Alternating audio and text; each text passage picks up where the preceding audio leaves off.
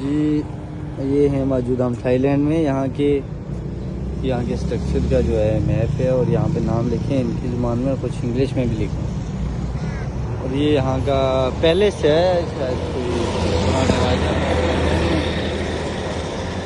ये इनकी कोई सरकारी ऐसे और राजे महाराजे वाला है, बड़ी फेमस जगह और सरकारी है गवर्नमेंट के हवाले से। यहाँ के पुराने जो जंगी हालात पड़े हैं और काफ़ी ये हिस्ट्री भी यहाँ पे लिखी है, हम जूम करके दिखाएंगे। ये इन चीज़ों की हिस्ट्री है।